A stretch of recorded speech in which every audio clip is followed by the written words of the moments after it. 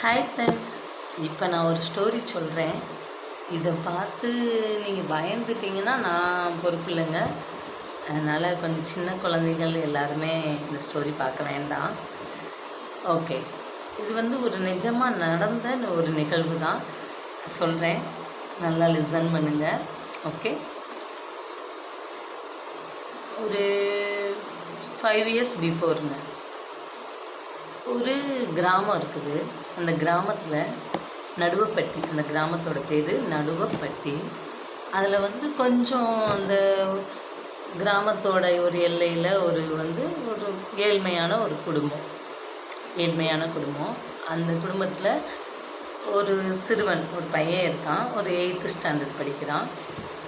அந்த 8th standard பையனை வளர்க்குறது அவங்க பாட்டி.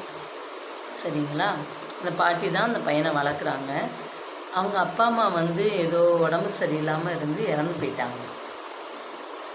ஓகே, அந்த பார்த்திங்கன்னா சுற்றி வயல்வெளி, கொஞ்சம் அங்கனங்கன மரங்கள், இந்த மாதிரிலாம் இருக்கும்.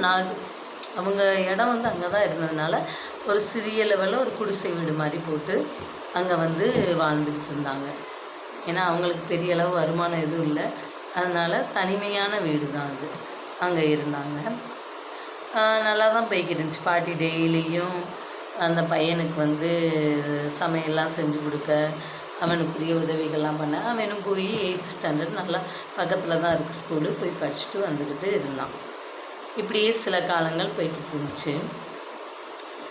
ஒரு 9th end next year 9th standard படிக்கும்போது அந்த பாட்டிக்கு ரொம்ப வயசாகிருச்சு. ஒரு 75க்கு மேலே ஆயிடுச்சு வயசு.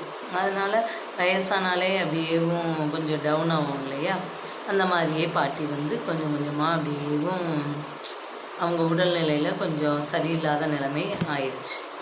உடனே இந்த பையன் என்ன செஞ்சான், அந்த பாட்டிக்கு பணிவிடை செஞ்சுட்டு ஏதோ அவனால் முடிஞ்ச அளவு சாப்பாடெல்லாம் செஞ்சு வச்சுட்டு இவனை எடுத்துக்கிட்டு ஸ்கூலுக்கு போக வர இந்த மாதிரி இருந்தான். ஒரு 3 months போச்சு. 9th படிச்சுக்கிட்டு இருக்கும்போது திடீர்னு பார்த்தா அந்த பாட்டிக்கு ரொம்ப உடல்நிலை சரியில்லை. ஒரு ஞாயிற்றுக்கிழமை ரொம்ப ஒரு மாதிரி இருக்கவும் பையனுக்கு என்ன செய்யணும் தெரில. பாட்டியை நல்லா கவனமாகவே பார்த்துக்கிட்டான். திடீர்னு பார்த்தா ஓரளவு பேசிக்கிட்டு இருந்த பாட்டிக்கு அப்படியே மூச்சு பேச்சு இல்லை. ஒரு நைட்டு 9 மணி ஆயிடுச்சு. உடனேவும் ஒரு மாதிரி ஆகவும் பக்கத்தில் உள்ள மருத்துவரை போய் கூப்பிட்டு வந்திருக்கான். மருத்துவரை கூப்பிட்டுட்டு வந்த பிறகு பாட்டி கொஞ்சம் பேசியிருக்காங்க. அவனை மருத்துவர் அவங்கள செக் பண்ணி பார்த்துக்கிட்டு இருக்கும்போது நேரம் பேசுகிறாங்க. பேராண்டி, இப்போ நான் அவனை வளர்த்தேன், ஏதோ என்னால் முடிஞ்ச அளவு ஓரளவு நல்லபடியாக வளர்த்தேன்னு நான் நினைக்கிறேன். அதனால் இனிமேல் என் உடல்நிலை இவ்வளோ சரியில்லாமல் போச்சு, நான் இருப்பேனான்னு தெரியல. நான் இறந்துட்டேன்னா இந்த வீடு உனக்கு தான். அதுபோக நான் கையில் ஒரு மோதிரம் போட்டிருக்கேன். அந்த மோதிரமும் தங்க மோதிரம், அதை நீ எடுத்து வச்சுக்கோ, என்னோடய ஞாபகமாக வச்சுக்கோ அப்படின்னு சொல்லிவிட்டு பாட்டி இறந்துடுறாங்க. இறந்த உடனே இவனுக்கு என்ன செய்யணும் தெரியல. ஏன்னா இவனுக்கு யாருமே கிடையாது. அப்பா அம்மா இல்லை. பாட்டியோட தயவில் மட்டும்தான் இவ்வளோ நாள் வாழ்ந்துக்கிட்டு இருந்திருக்கான்.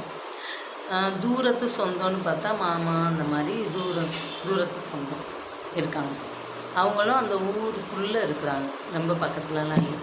பாட்டி இறந்த உடனே இவனுக்கு என்ன செய்யணும் தெரியல. மருத்துவரை அனுப்பி வச்சுட்டு அடுத்து பாட்டி அப்படியே அந்த வீட்டிலையே போட்டுட்டு கடகடன்னு ஓடி போய் அவங்க மாமா வீட்டு கதவை தட்டுறான். மாமா, பாட்டிக்கு இப்படி ஆயிடுச்சு மாமா, என்ன மாமா செய்வாங்க அப்படின்னு அழுதுகிட்டே கூப்பிட்றான்.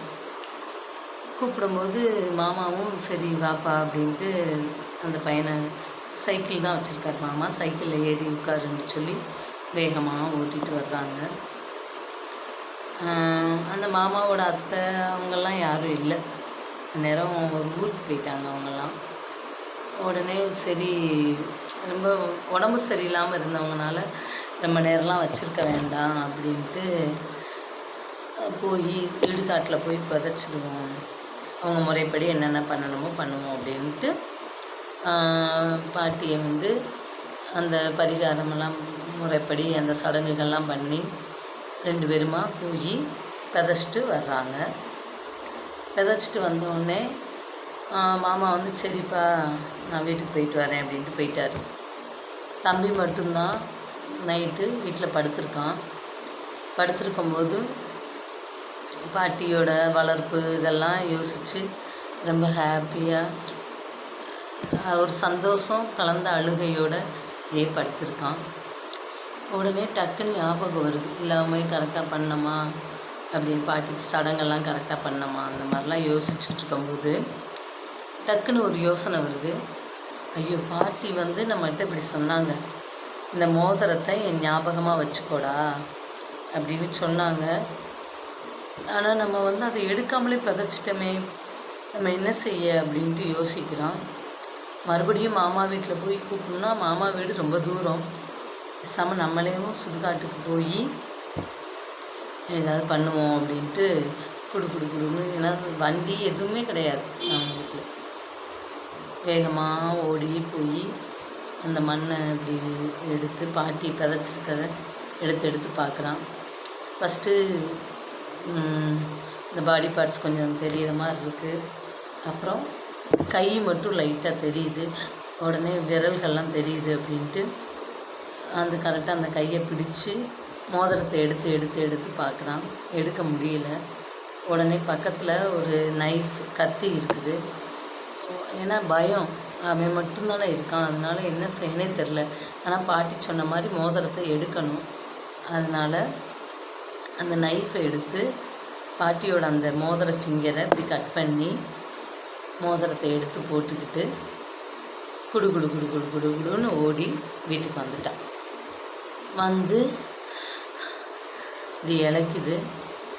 அப்பாடா அப்படின்ட்டு பாட்டி சொன்ன மாதிரி நம்ம செயல்படுத்திட்டோம் அப்படின்ட்டு படுத்திருக்கான். படுத்து ஒரு 15 மினிட்ஸ்க்குள்ளேயும் டக் டக் டக் டக் டக் டக் டக் டக் அப்படின்னு கதவு தட்டுற சவுண்டு கேட்குது. உடனே யாராக இருக்கும் இந்த நேரத்தில், பயமாக இருக்குது அப்படின்னு யோசிக்கிறான். உடனேவும் வெளியே போய் மெதுவாக பயந்த முகத்தோட வெளியே போய் அந்த கதவுக்கிட்ட போய் கதவை திறக்கிறான். ஒரு லேடி நிற்கிறாங்க. ஒரு ஒயிட் சாரீ கட்டி ஹேரெல்லாம் அப்படியே ஃப்ரீ ஹேர் விட்டு நின்றுட்டுருக்காங்க. யார் நீங்கள் அப்படின்னு கேட்குறான். உடனேவும் எனக்கு ரொம்ப தண்ணி தாகமாக இருக்குப்பா, தண்ணி மட்டும் கொஞ்சம் கொண்டு வரியா அப்படின்னு சொன்னோடனே சரிங்க அப்படின்ட்டு அந்த கிச்சன் இருக்க அந்த பிளேஸ், அந்த பாத்திரங்கள்லாம் இருக்கும்ல, அந்த இடத்துக்கிட்ட போய் தண்ணியை மோந்துட்டு வந்து இவங்கக்கிட்ட கொடுக்குறான். இந்தாங்க அப்படின்னு. இப்படி கையில் அவங்க டம்ளர் இப்படி வாங்குகிறாங்க. வாங்கும்போது ஒரு ஃபிங்கர் இல்லை. உடனே என்னங்க ஒரு விரலை காணோம், என்ன ஆச்சு அப்படின்னோடனே நீ தானே எடுத்த அப்படின்னு அந்த குரல் சத்தமாக சொல்லுது. எனக்கு பயம், சரியான பயமாயிடுச்சு. அப்புறம்தான் தெரியுது அது நம்ம பாட்டி. நம்ம மோதிரத்தை எடுக்க முடியாட்டாலும் நம்ம விரலை கட் பண்ணது பெரிய தப்பு அப்படின்னு புரிஞ்சுக்கிட்டு மன்னிப்பு கேட்குறான். அதுக்கப்புறம் அப்படியே அவன் காலங்கள் போகுது. கதை எப்படி இருந்துச்சுன்னு சொல்லுங்கள். இது நிஜமாக நடந்த ஒரு நிகழ்வு தான். நன்றி, வணக்கம்.